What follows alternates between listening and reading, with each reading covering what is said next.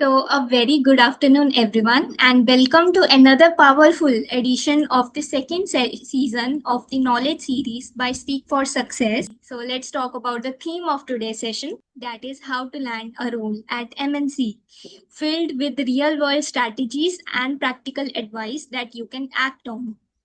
At Speak for Success, our mission is very clear to support learners and professionals in developing skills, mindset, and directions needed for meaningful growth. So, we do this through free weekly knowledge sessions as well. So, career focused certification programs in finance and AI, practical skill building initiatives to help you stand out globally because success isn't just about what you know, it's about how you apply it in real world, right? So in today's session we are honored to be joined by a distinguished professional whose journey is full of valuable insights.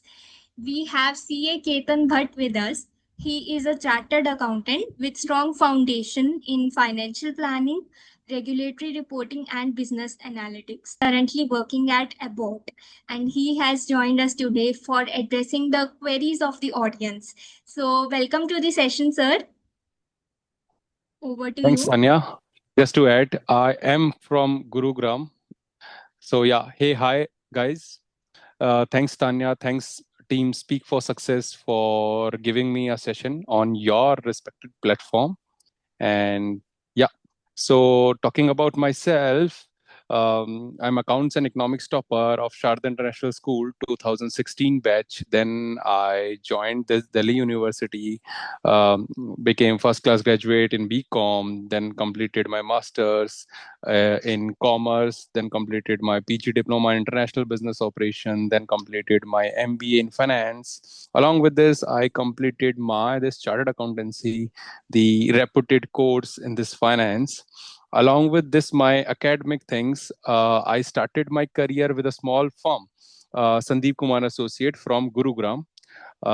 There I learned the basics of the finance, the auditing, the accounting, the taxation, the basic stuff. Then I do my specialization in taxation in this Joshi Agarwal Associates. There I worked for a 1 year in this GST profile, uh, done the cases of GST, the complicated stuffs, the consultancy and all.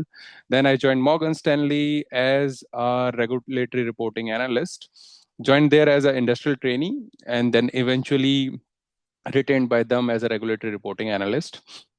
After completing my 1.5 year with this Morgan Stanley, I joined this Abbott Diagnostic. So currently working as a business and operation analyst for this emerging Asia countries. So yeah, this is my way of getting into MNC job. So yeah, there are a lot of skills, and thanks Tanya for bringing me here to discuss how to bridge between this small firm to this MNC. So yeah, let's just open up with the questions. Yes, sir. That's clearly exceptional thing, the qualifications that you hold. Yeah. So let's begin today's session. So the first question from the audience is from Tanishk Desai and Richa. That is, what networking strategies works best for landing finance roles at MNC? Yeah, very interesting and most important questions, because for our professionals, our network is the net worth of a professional. So before starting with this, I just want to add, if you are a CA student, first you need to reach out to your branch, then reach out to your seniors, do some volunteering stuff in the organization like Art of Living, the other platforms like Toastmaster Club, your LinkedIn. These are the networking platforms that will help you to get to the MNC role, because your seniors will guide you and eventually you will come to know about the different skills that is required in the MNC. So yeah, there are many platforms where you can connect with the professionals, your seniors, and they are always there to help you out. So yeah. Okay, so I think the audience query is first query of the audience is resolved. So next, let's move forward to next query. That is, what skills should I work on to land a job at MNC? So this question is from Neha Sinha. Okay. Um, First of all, thanks for reaching this question, Neha. Uh, skill wise if we can say that कि आपको जाना किस industry में, अगर if I talk about my industry, initially I was into this investment banking, then I joined this diagnostic, this health care pharma. So सबसे पहले skill आपको जिस कंपनी में या जिस एमएनसी में या जिस सेक्टर में आप जा रहे हो, तो पहले आपको बिजनेस पता होना चाहिए. बच्चे गलती क्या करते हैं, वो फोकस करते हैं सैप सीख लेंगे, एडवांस एक्सेल सीख लेंगे, ये सब, ये चीजें बाद में आती है. पहले आती है आपकी नॉलेज ऑफ द बिजनेस, और फिर नॉलेज के बाद पहले आपकी प्री रिक्वायरमेंट्स होती है कि आपको बिजनेस पता हो, फिर उस बिजनेस से रिलेटेड आपको लॉस पता हो, क्योंकि आप फाइनेंस में जा रहे हो तो आपको अकाउंटिंग स्टैंडर्ड्स और वो सारी चीज की नॉलेज हो. दिस प्रोडक्ट ट्रेनिंग या फिर इंडेस या सॉफ्टवेयर ट्रेनिंग, ये आप ऑन द जॉब सीख सकते हो, बट ये बेसिक रिक्वायरमेंट होती है किसी भी इंडस्ट्री में लैंड करने के लिए. बच्चे गलती से करते हैं, वो वहां ज्यादा टाइम खराब करते हैं कि मैं पावर बीआई सीख लूं, ये सब सीख लूं, ऑल्ट्रिक सीख लूं. ये again depend on different industry या डिफरेंट एमएनसी. हर इंडस्ट्री में अपना एक इंटरनल सॉफ्टवेयर है और वो आपको उससे ट्रेन कर देते हैं. जब आप जाते हो 3 मंथ्स में, इनिशियल 2-3 मंथ्स में आपको वो सॉफ्टवेयर की ट्रेनिंग मिल जाती है. बच्चे सोचते हैं कि सॉफ्टवेयर जरूरी है, सॉफ्टवेयर बाद में आता है, पहले आपकी स्किल आती है. तो या आई जस्ट वांट टू से ऐड कि आप ये स्किल पे फोकस करो. Another the most important skills जो हमारे फाइनेंस में बच्चे लैक करते हैं, दैट इज स्टोरी टेलिंग. वो फाइनेंस में तो बहुत अच्छे होते हैं, this is the only skill मैं कहूंगा. एमबीए और हम में जो एमबीए हमसे थोड़ा एडवांस होते हैं, हम डाटा तो बहुत अच्छा बना लेते हैं, लेकिन उसको प्रेजेंट करना स्टोरी फॉर्मेट में. क्योंकि जैसे आपने सुना भी होगा कि यार, अभी तक भी आपको स्टोरी याद होगी, हमने कछुए और खरगोश की स्टोरी बचपन में सुनी थी, लेकिन वही मैं आपसे डाटा पूछूं कि यार फॉर्मूलाज बताओ या ये बताओ, साइन कॉस थीटा बताओ, तो वो आप नहीं बता पाओगे. दैट इज डाटा और द स्टोरी. तो स्टोरी आप लंबे टाइम तक रिटेन कर पाते हो. तो या story telling is a advance skill, और ग्लोबली इसको बहुत वैल्यू मिलती है, क्योंकि आप सीएफओ सीईओ लेवल तक अगर आप प्लान कर रहे हो, तो आपको स्टोरी सुनानी आनी चाहिए डाटा के साथ. क्योंकि इमोशंस जब आ जाते हैं नंबर्स में, तो वो बहुत बड़ा इंपैक्ट क्रिएट करता है स्टेक होल्डर्स पे. तो या story telling is a skill. English communication skills, language पे आपकी कमांड होनी चाहिए, क्योंकि most of the MNCs are global. तो जिस आप कंट्री में जा रहे हो, वहां की आपको थोड़ा बहुत इंग्लिश में आपकी कमांड होनी चाहिए. ये कहना है कि नहीं यार, मैं हिंदी बैकग्राउंड से आता हूँ, नहीं, आपको जॉब मिल जाएगी, लेकिन आप जिस कंट्री में जा रहे हो, जिन स्टेक होल्डर के साथ बात कर रहे हो, आप कम्युनिकेट ही नहीं कर पा रहे, तो that is again a challenge. तो English communication skill is again a must. Yeah, I think these are the skills that is required. So our next question from the audience is, it's like a consolidated question. It's from Okay. Nikhil Khan, Araf, and Taranjeet. So the question is, which is better? Which is better, MBA from a normal college or a professional course like CA, CS, CMA, or ACCA? Okay. So if you talk about globally या finance में अगर हम बात करें, या role in MNC की बात करें, तो हमेशा प्रोफेशनल क्वालिफिकेशंस को स्लाइटली थोड़ा बेटर आपका वो मिलता है. और अगेन, एमबीए को भी मैं प्रोफेशनल कोर्स में ही काउंट करूंगा, बट प्रोवाइडेड कि आप एमबीए एक अच्छे ब्रांड के साथ करें. और आप एमबीए बस करने के लिए ना करें, उसमें जो आप रिसर्च पेपर बना रहे हैं या प्रोजेक्ट्स कर रहे हैं, उसको एक्चुअली में आप समझें. और अब जब इंटरव्यूज में आपसे पूछा जाता है कि आपने, जब आप एमबीए कर रहे थे, तो आपने जो सिनॉप्सिस लिखा, जो आपने प्रोजेक्ट करा, उसका आप एक्सप्लेन करो. तो उनकी वो एक्सपेक्टेशन रहती है कि बच्चा डिग्री लेके आ रहा है, तो उसको उसका मतलब पता हो कि उसने क्या करा उस डिग्री के अंदर. Again, CA, CS, CMA, ACCA और सीएफए, सीपीए, बहुत अच्छे कोर्सेज हैं. अगर आपके पास पेशेंस है, तो बिल्कुल प्रोफेशनल कोर्सेज की तरफ जाइए. प्रोफेशनल्स को हमेशा एक नॉर्मल कोर्स के बजाय ज्यादा वैल्यू मिलती है ग्लोबली. तो या So our next question is very interesting, I would say. So it's okay. from Pranav Jain. He has okay. asked a question: how can I show business acumen in interviews if I have corporate experience? I have no corporate experience. Okay. So, first of all, I want to thank Mr. Jain. इतना interesting question. और मतलब सबके मन में रहता है ये वाला क्वेश्चन कि मेरे पास बिजनेस एक्यूमेंट नहीं है, मेरे पास स्किल्स नहीं है, मैंने कभी कॉर्पोरेट में काम नहीं करा, मैं सीए फर्म से हूं, तो मैं कैसे एक्चुअल में शो करूं अपनी स्किल्स. तो छोटी छोटी स्किल्स हैं जो आपको ऐड करनी पड़ेगी. आजकल क्या हो गया है, सब एआई, चैट जीपीटी और वो सब यूज कर रहे हैं, या फिर शॉर्ट वीडियोस देख रहे हैं. तो सबसे पहली स्किल मैं कहूंगा कि आपको अपनी रीडिंग स्किल्स पे काम करना चाहिए. रीडिंग आपको आनी चाहिए, आपको लॉ पढ़ना आना चाहिए कि आप read between the lines there is a difference between आप सुन रहे हो और उसको ग्रेस कर रहे हो, और आप रीड कर रहे हो लॉ को और फिर उसके बाद आप काम कर पा रहे हो। तो इंटरव्यूज में सबसे पहला काम होता है, जिस आप इंटरव्यू के लिए बैठ रहे हो वहां पे आप जीडी को पढ़ो, उनका जॉब डिस्क्रिप्शन जो होता है उसको पढ़ो, उसमें मांगा क्या गया है। और जब आप आंसर कर रहे हो या आप अपना एक्सपीरियंस शेयर कर रहे हो, तो आप उससे रेलेवेंट, या तो आपको आंसर पता है या नहीं पता। जब आपको आंसर नहीं पता, रेदर देन सेइंग नो, आप उससे रेलेवेंट अपना एक्सपीरियंस या उससे मिलता जुलता कुछ आप शेयर करो वहां पे इंटरव्यू में। और अगेन, अगर आपके पास नॉलेज है और आप देखो क्राइटेरिया, उनका बेसिक क्राइटेरिया होता है, आप जीडी जब पढ़ते हो तो उसमें लिखा होता है कि हमें सीए इंटर चाहिए, सीए चाहिए, एमबीए चाहिए, जो भी वो बेसिक क्राइटेरिया वो आप चेक करके ही अप्लाई करो। बच्चे रैंडम अप्लाई करते हैं, फिर कहते हैं हमें जॉब का वो नहीं आई, कॉल नहीं आई, और बहुत ज्यादा डिमोटिवेट हो जाते हैं। तो पहला ये, और दूसरा, ये कोई एक्सक्यूज नहीं है कि आपके पास बिजनेस अक्यूमेंट नहीं है, या आपने एक्सपीरियंस नहीं किया। देर आर मैनी प्लेटफॉर्म्स जहाँ पे आप फ्री में इंटर्नशिप कर सकते हो। इंटर्नशाला, और भी कई सारे प्लेटफॉर्म्स हैं, I won't take the names, but हाँ, यहाँ पे आप जाके आप फ्री में इंटर्नशिप कर सकते हो। बहुत सारे ब्रांड्स हैं वहाँ पे आते हैं, इंटर्नशिप आपको देते हैं, तो वहाँ पे आप जाके, इवन 4H भी एक अच्छा प्लेटफॉर्म है, वहाँ पे जाके आप सर्टिफिकेट ले सकते हो और अपने रिज्यूमे में लगा सकते हो कि हाँ, I had done some internship experience, 1 or 2 month experience with the platforms. और वहाँ पे आपको एक आइडिया भी लगेगा कि आपको जाना किस प्रोफाइल में है, क्योंकि एमएनसी ऐसा नहीं है कि एक सीए फर्म की तरह सब काम आपसे करवा रही है। वहां पे स्पेसिफिक रोल्स होते हैं कि आप फाइनेंस में आप पर्टिकुलर ये देख रहे हो, रिकॉर्ड टू रिपोर्ट, या फिर आप रेगुलेटरी रिपोर्टिंग देख रहे हो, या फिर आप बिजनेस एनालिस्ट देख रहे हो, या आप रिसर्च देख रहे हो। तो मतलब वहाँ स्पेसिफिक रोल्स होते हैं, तो आपको पता होना चाहिए आप किस में जाना चाहते हो, आपका इंटरेस्ट किस में। तो अकॉर्डिंगली मिस्टर जैन, मैं यही कहूंगा कि आप वो पहले समझो कि आपको जीडी में मांगा गया, और अकॉर्डिंगली अपना एक्सपीरियंस शो करो और फिर जाओ, तो आपको ईजी रहेगा इसमें इंटरव्यू में। So next question is from me. So okay, what are some of the mistakes that the freshers often make in interviews? Okay. So while going for an interview, सबसे पहले आपको प्रेजेंटेबल रहना पड़ेगा। Wearing as a blazer मैं कहूँगा must नहीं है, but आपको प्रेजेंटेबल क्लोथ पहनने चाहिए, आयरन करना चाहिए अपनी शर्ट को। प्रेजेंटेबल आप लिखोगे, बोल पहले 90% of the communication is through non verbal channel.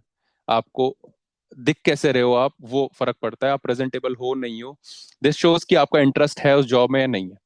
Second, जब आप इंटरव्यू के लिए जा रहे हो, तो वही जो मैंने आपको बताया, क्वेश्चंस आपको पता है या नहीं पता है, पता है तो आप आंसर करो कॉन्फिडेंटली। सेकंड थिंग इज, नहीं पता तो आपको उससे वहां पे ब्लैंक नहीं हो जाना, उससे रेलेवेंट अपनी जो भी स्किल्स हैं, रेदर देन सेइंग नो, आप वहां पे रेलेवेंट अपने स्किल्स शो करो, या फिर उससे मिलता जुलता एक्ट आपको पता है, आपका एक्सपीरियंस कुछ है तो वो आप शेयर करो।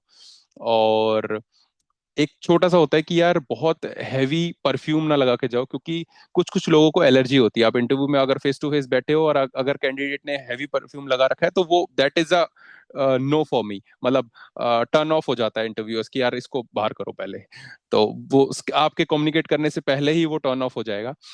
सिमिलरली कुछ कुछ छोटी छोटी चीजें होती हैं कि आप अपना शूज पॉलिश करके जा रहे हो, आपके वेल ट्रिम, आपके हेयर्स और वो सारा कुछ, मतलब दैट इज बेसिक स्किल्स। और कम्युनिकेशन स्किल, अगेन आप जिस कंपनी में अप्लाई कर रहे हो उसके बारे में थोड़ा सा मतलब रिसर्च करके जाओ। जो आपका इंटरव्यूअर है, अपना एचआर से पूछो कि मेरा इंटरव्यू कौन लेने वाला है, लिंक्डइन पे जाके उनके बारे में सर्च करो कि उन्होंने क्या क्या अचीवमेंट्स ली हैं, क्योंकि हर इंटरव्यूअर खुश होता है जब आप उसको उसके बारे में बताते हो।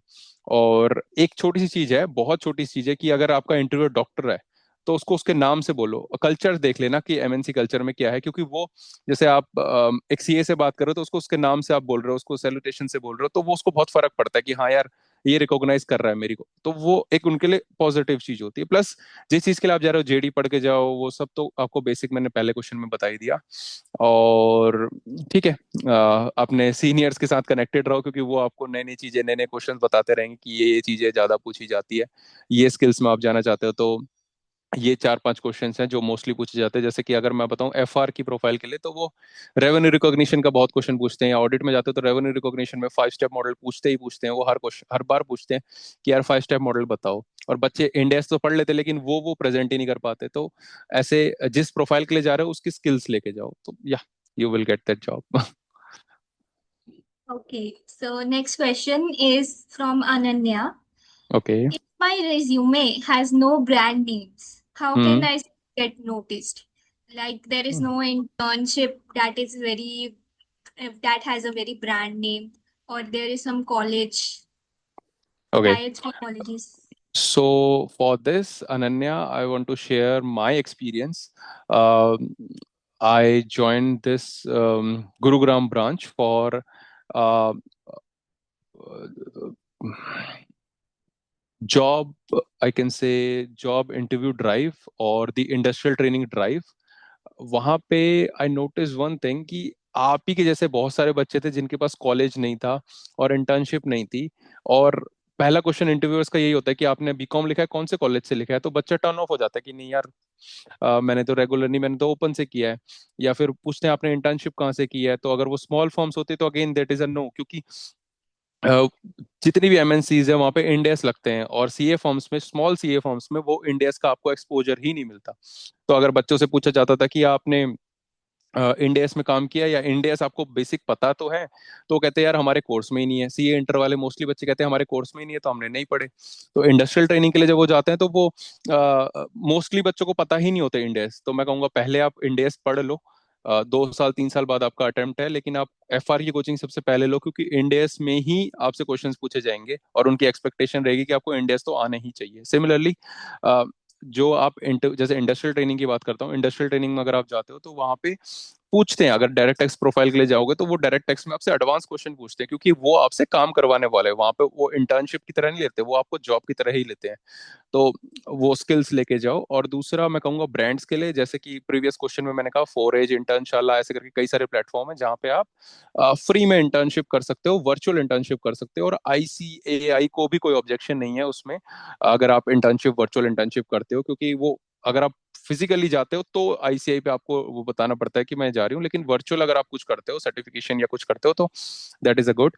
और सेकंड मैं कहूँगा कुछ कुछ सर्टिफिकेशंस हैं, जैसे CFA investment foundation, CFA L1 L2 ACCA, या फिर सेबी बहुत सारे सर्टिफिकेशन कोर्सेज करवाता है। सेबीज अपने आप में एक ब्रांड है, नेशनल स्टॉक एक्सचेंज सर्टिफिकेशंस करवाता है, वो आप कर सकते हो। बहुत सस्ते कोर्सेज हैं, मतलब 1000 1500 रुपए के कोर्सेज हैं, वो सब आप लगाते हो अच्छे ब्रांड्स के साथ, तो वो एक वैल्यू ऐड करता है, बहुत सारे कैंडिडेट से आपको अलग कर देता है कि आपने वो एडिशनल चीजें कर रखी है। तो it will like act like a feather to your cap. So मैं कहूँगा ये सारी चीजें ऐड करो, इससे आपका जो सीवी है वो थोड़ा अट्रैक्टिव लगेगा रिक्रूटर्स को। सो या। Okay, so next question is from Raghav Mittal, and I okay. think ये question बहुत सारे सीए स्टूडेंट्स का है specifically.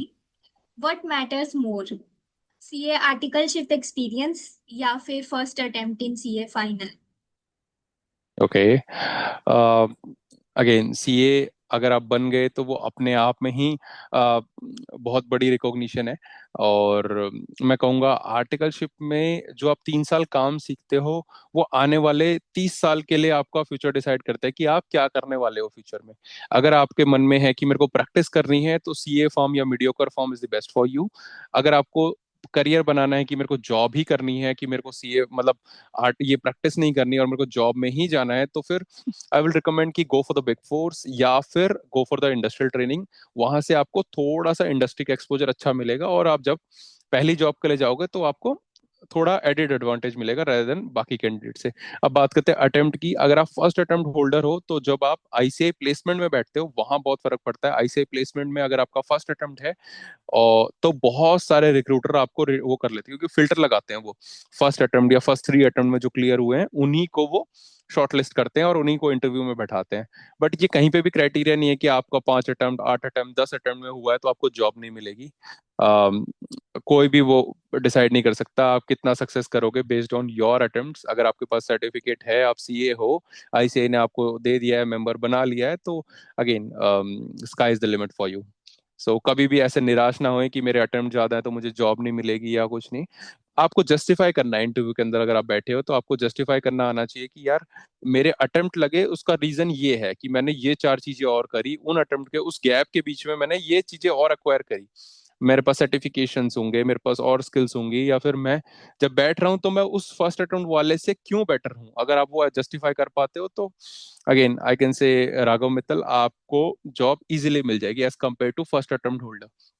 So yeah, uh, this is for experience in the first attempt. Okay. Yes, sir.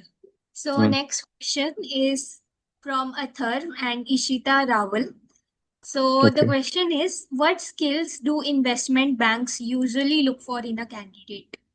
Hmm. That is again a good question. Investment bank, देखो बहुत सारे बच्चों का सपना होता है कि मैं एक इन्वेस्टमेंट बैंक में जॉब करूं। सबसे पहले तो आपको इंडस्ट्री समझनी पड़ेगी कि इन्वेस्टमेंट बैंकिंग इंडस्ट्री है क्या, उसके प्रोडक्ट्स क्या क्या हैं।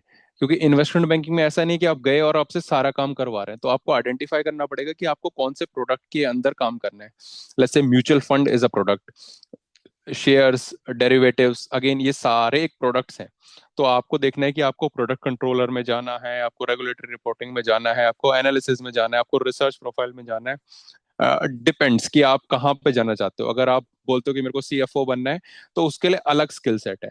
अगर आप कहते हो कि नहीं, मेरे को रिसर्च में, मेरे को म्यूचुअल फंड मैनेजर बनना है, उसके लिए अलग स्किल सेट है कि आपको रिसर्च में इतने साल काम ऑन करना चाहिए, आपकी इंडस्ट्री में लिंक्स होने चाहिए, उसके बाद आपको वो म्यूचुअल फंड मैनेजर बनाते हैं। इन्वेस्टमेंट बैंकिंग के लिए देखो, जितने भी बड़े इन्वेस्टमेंट बैंक्स हैं there that are from US या बाहर के हैं, तो वो रिकॉग्नाइज करते हैं बच्चा उन्हीं के सर्टिफिकेशंस लेके आए। जैसे कि सीएफए को वो प्रेफरेंस देते हैं। एमबीए, अगर आपको इन्वेस्टमेंट बैंकिंग में जाना है तो आपको अच्छे कॉलेज के साथ अगर आप एमबीए हो, that will again add to your profile. और स्किल्स में मैं कहूँगा आपको एक्सेल, आपकी बहुत शार्प होनी चाहिए, कि आपको एक्सेल के अंदर बहुत अच्छा कमांड होनी चाहिए आपकी। Some automation tools like power BI, Alteryx, और भी जैसे ऑटोमेशन टूल्स हैं, ये आपको अच्छे से आने चाहिए, क्योंकि वो वहीं पे उनसे ही काम करवाते हैं। बट जैसे कि मैंने पहले भी बताया कि वो जो टूल्स हैं वो आपको वो बैंक भी सिखा देगा। जब आप ज्वाइन करोगे 2-3 महीनों में, 6 महीने में आप सीख जाओगे। लेकिन वो जो प्रोडक्ट ट्रेनिंग है या फिर इंडस्ट्री ट्रेनिंग है, वो आपको इंटरव्यू में वो पूछेंगे। और अगेन मैं कहूंगा, रीडिंग स्किल्स पे काम करो, इकोनॉमिक टाइम्स पढ़ना स्टार्ट करो, क्योंकि वो पूछते हैं इन्वेस्टमेंट बैंक में जब आप इंटरव्यू में बैठते हो कि अ, अभी इकोनॉमी में क्या चल रहा है, ये जो अभी यूएस ने ये लेके आया है, इसके पॉलिसीज का हमारे इकोनॉमी में क्या इम्पैक्ट पड़ रहा है, शेयर्स कौन से अच्छे परफॉर्म कर रहे हैं। मतलब मेरे पास, मैंने तो बहुत सारे कैंडिडेट्स को मेंटरशिप भी करी है, तो उनको बच्चों को पता ही नहीं होता कि जैसे जो हमारे टॉप के शेयर्स है उनका शेयर प्राइस क्या चल रहा है करंटली। क्योंकि बच्चे लिख तो देते हैं अपने सीवी में कि मेरा हॉबी है कि मैं मार्केट चेक करता हूँ, ये करता हूँ, तो वो पूछता है कि आपने कितनी पढ़ी, आपने एनुअल रिपोर्ट्स पढ़ी, आपने रिसर्च करी। अपने आप से मैं कहूंगा आपको रिसर्च करनी आनी चाहिए। 10 साल कोई भी कंपनी उठाओ, 10 साल के उसके बैलेंस शीट पढ़ो, ओपन सोर्स में सारा डाटा अवेलेबल है, आप उसको रिसर्च करो, अपना फाइनेंशियल मॉडल बनाओ, और फिर एनालाइज करना सीखो। मतलब मैं कहूंगा हर हफ्ते आप एक कंपनी उठा के उस पर रिसर्च करो 10 साल की। ऐसे एक दो एक एक करके हर हफ्ते अगर आप करोगे तो 52 कंपनीज का आप एक साल में रिसर्च कर लोगे। तो 52 डिफरेंट इंडस्ट्रीज की आपको नॉलेज हो जाएगी, 52 कंपनीज या इंडस्ट्रीज के अंदर आप एलिजिबल हो जाओगे कि जाने के लिए। तो वो मैं कहूंगा इंडस्ट्री की नॉलेज बहुत जरूरी है, रेदर देन एक पर्टिकुलर डिग्री या पर्टिकुलर वो चीज। क्योंकि हर किसी को चाहिए कि आते ही बंदा उनकी इंडस्ट्री को जाने और काम करना शुरू करे। मैं उसको ट्रेनिंग में टाइम वेस्ट ना करूं या मैं उसको समझाऊं चीजें क्या होती हैं। तो हाँ, तो ये दिस इज मैं कहूँगा द मोस्ट स्किल। और इन्वेस्टमेंट बैंकिंग में अगेन अगर आपके पास रेफरेंसेस है या आपके सीनियर्स हैं जो आपको रेफर कर पाए, तो वो that will again add on. तो मेक श्योर कि आपके जो आप जिस ब्रांच से जुड़े हो या आप सीनियर्स या लिंक्डइन पे आप उनसे जुड़ो, देखो वो स्किल्स क्या लेके आ रहे हैं, क्योंकि सबसे वोलेटाइल जो है इंडस्ट्री वो बैंकिंग ही है। जैसे अभी यूपीआई देख रहे हो, ये बहुत जल्दी बदल रहा है, बिटकॉइंस आ रहे हैं, चीजें आ रही हैं, तो बहुत मतलब सबसे ज्यादा चेंजेस अगर किसी में आते हैं तो बैंकिंग में ही आते हैं। तो बैंकिंग में आपको नए नए प्रोडक्ट्स की नॉलेज होनी चाहिए कि how they do the accounting things, hedge accounting क्या होता है, हेजिंग कैसे करते हैं। और अगर आप सीए स्टूडेंट हो तो सीए फाइनल में आपका सब्जेक्ट है एसएफएम। तो एसएफएम में आपको बहुत सारे प्रोडक्ट की नॉलेज वैसे ही हो जाती है, तो उस सब्जेक्ट को थोड़ा सीरियसली लो। सिर्फ पेपर पास करने के लिए ना पढ़ो, उसको ढंग से उसमें अच्छे से पढ़ो। और साथ साथ में कुछ कुछ सर्टिफिकेशंस आपका ये कराता है नेशनल स्टॉक एक्सचेंज में प्रोडक्ट रिलेटेड आपके सर्टिफिकेशंस हैं, जैसे म्यूचुअल फंड या डेरिवेटिव। तो ये सर्टिफिकेशन अगर आप लेके जाते हो तो again that will add value to your profile. So yeah, that is for investment banking. Okay, sir. Sir, this was very beautifully covered by each and every question. और ऐसे भी नहीं था, मतलब वैसे आपने हर एक चीज को कवर किया है, जो भी लाइक प्रैक्टिकली एक स्टूडेंट। क्योंकि कई बार बहुत सारे लोग बोलते हैं कि कम्युनिकेशन स्किल्स पे काम करो, राइट? बट अभी हमें ये नहीं पता होता हम इंटरव्यूअर को वो लाइक सीवी में प्रेजेंट कैसे करें वो चीज, कि ट्रू, हमारे पास ह्यूमन है। तो आपने आई थिंक उस पे ज्यादा फोकस किया है ना? ट्रू। और जैसे छोटे बच्चों को बोलते हैं ना कि पढ़ाई करो पढ़ाई करो पढ़ाई करो, टीचर्स बोलते हैं या घर पे पेरेंट्स भी बोलते हैं पढ़ो बेटा पढ़ो पढ़ो। अरे पढ़े कैसे, कितना पढ़े और क्या पढ़े, that is important. Interview skills पे काम करो, कौन से स्किल्स पे काम करें। बच्चे बहुत सारा टाइम वेस्ट कर रहे हैं, जैसे पावर बीआई पे फोकस कर रहे हैं। Power BI, no doubt that is a different skill, और आना भी चाहिए आपको एआई वगैरह के बारे में, बट मैं कहूंगा उससे पहले आप बेसिक्स पे तो काम कर लो। बच्चों के बेसिक्स इंडेक्स की उनको नॉलेज नहीं है और वो कहते हैं कि हमें एडवांस एक्सेल आता है। अरे तेरे को पता ही नहीं है अकाउंटिंग होगी कैसे, तो सॉफ्टवेयर तो कोई भी सीख लेगा। सॉफ्टवेयर के लिए तो मैं एक आईटी वाला रख के या उसको ऑटोमेट करके भी मैं करवा लूंगा, लेकिन करना क्या है वो पता होना चाहिए ना। आपको लॉ पता होना चाहिए, आपको स्टैच्यूट पता होना चाहिए कि यार इंडेस ये बोलता है तो अकाउंटिंग एंट्री ये होगी। जैसे आप इंडेस अब पढ़ोगे फाइनल में तो आपको पता चलेगा कि सब्सटेंस ओवर फॉर्म की बात करते हैं वो रेवेन्यू रिकॉग्निशन में, स्प्लिट करते हैं वो हर एक परफॉर्मेंस ऑब्लिगेशन को, और उसके बाद रेवेन्यू रिकॉग्नाइज होता है। अगर आप एक प्रोडक्ट ले रहे हो उसकी वारंटी साइकिल ये है, तो वारंटी अलग प्रोडक्ट अलग, उसमें डिफरेंशिएट होता है कंसिडरेशन परचेस कंसिडरेशन, उसके बाद वो डिवाइड होता है। तो आपको पता होना चाहिए कि अकाउंटिंग हो कैसे रही है। जो आपका रोल होना चाहिए कि आप मैनेजमेंट को कंसल्ट करोगे कि ये इंडस्ट्री में आप काम करोगे या ऐसे आप काम करोगे, ऐसे कंपनी का रेवेन्यू बढ़ेगा, ऐसे कॉस्टिंग कम होगी, या ऐसे आपको नोटिसेस नहीं आएंगे, या मतलब आपको, आपका जो सीए वाला रोल है वो ऐसा होना चाहिए कि आप कंसल्ट कर रहे हो मैनेजमेंट को, रेदर देन कि आप भी वो बाकियों की तरह कि यार बाकी जो प्रोफेशनल्स होते हैं या बाकी जो बीकॉम होते हैं या नॉर्मल ग्रेजुएट्स होते हैं आप एंट्री कर रहे हो। तो मैं कहूँगा थोड़ा सा उस पर फोकस करो। और बहुत अभी देखो इंडस्ट्री में मैं कहूँगा यार सीएस नॉलेज तो बहुत सारी है, लेकिन वो बैक एंड रोल प्रेफर कर रहे हैं। तो आप खुल के आओ और फ्रंट एंड रोल पे फोकस करो, क्योंकि आप स्टेक होल्डर से बात करोगे तभी आप कम्पीट कर पाओगे आईएम्स के साथ, और तभी आपके पैकेज 1 CR 2 CR पे जाएंगे। तो फ्रंट एंड पे ज्यादा फोकस करो, और वो फोकस कैसे होगा कि आपको नॉलेज जब आपके पास होगी तो ये। बाकी I also provide this mentorship. अगर कोई जुड़ना चाहता है तो my number is 9711945531। In case आपके प्लेटफॉर्म से या कोई डायरेक्टली भी मुझसे कोई क्वेश्चन पूछना चाहता है तो फील फ्री। और thank you for this lovely questions और लवली सेशन तान्या, और thanks for speak for success for giving me this platform.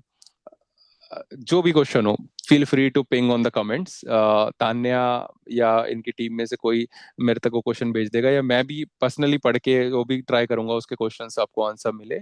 और in case you need any reference या in the industry feel free to reach out. And thank you so much Tanya for this lovely session.